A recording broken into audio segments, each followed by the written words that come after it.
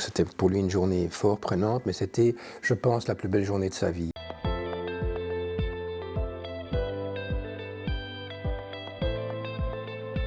Et j'ai eu la chance d'avoir un petit frère merveilleux qui s'appelait Michel. Il avait un léger handicap mental qui fait qu'il a eu des difficultés vraiment tout au long de sa vie, bien qu'il ait été entouré de l'amour de ses parents ainsi que de celui de ses frères et sœurs. Et au décès de ma mère, il a fait un gros problème psychologique qui a fait qu'il a dû être dans un premier temps hospitalisé dans une institution, je dirais, psychiatrique. Et il a été à ce moment-là suivi et pris en charge par une ASBL qui venait lui rendre visite.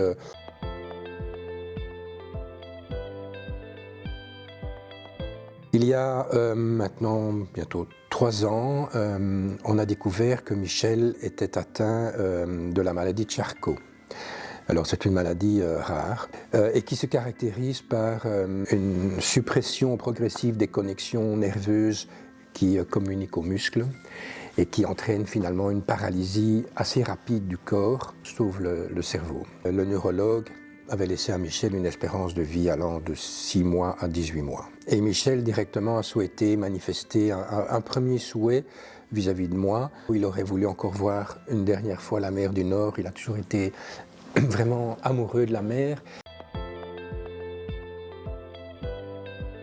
Et donc, Michel a pu passer ce moment privilégié avec nous, avec un déambulateur. Et quelques mois plus tard, vers le mois de décembre, via justement l'ASBL qui le rencontrait régulièrement, ils m'ont dit « Ah, mais il existe une ASBL en Wallonie, Hearts Angels, donc les anges du cœur, qui permet à des personnes en fin de vie de réaliser un de leurs rêves. »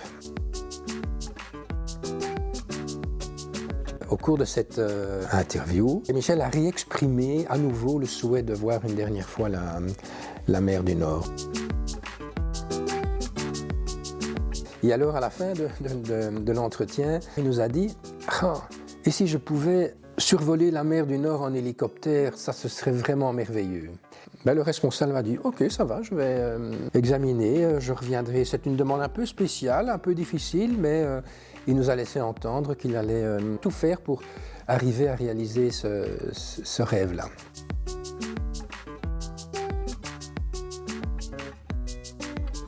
Il fallait un hélicoptère suffisamment lourd que pour véhiculer une personne comme Michel avec tout l'accompagnement médical qui...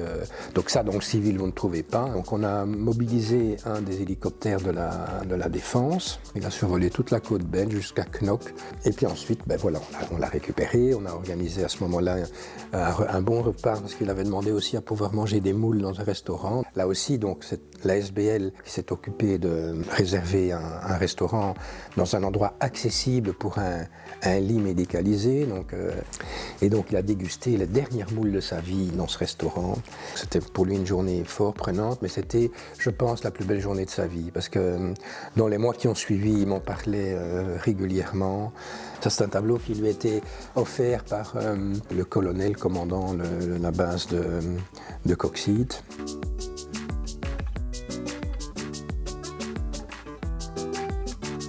L'intervention de l'ASBL Hearts Angels est venue lui donner un but, un rêve, et je crois que ça l'a vraiment aidé à tenir le coup, en tout cas jusqu'à ce moment-là, parce qu'une de nos inquiétudes, je ne vous le cache pas, était qu'il décède avant la réalisation de son rêve.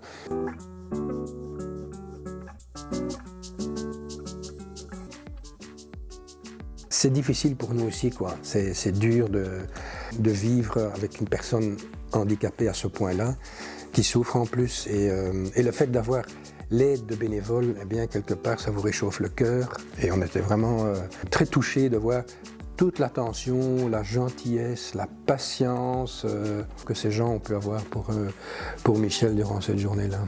Je dirais à l'association 1000 fois, 10 000 fois merci, je ne les oublierai jamais. Ce sont vraiment des anges du cœur, quoi.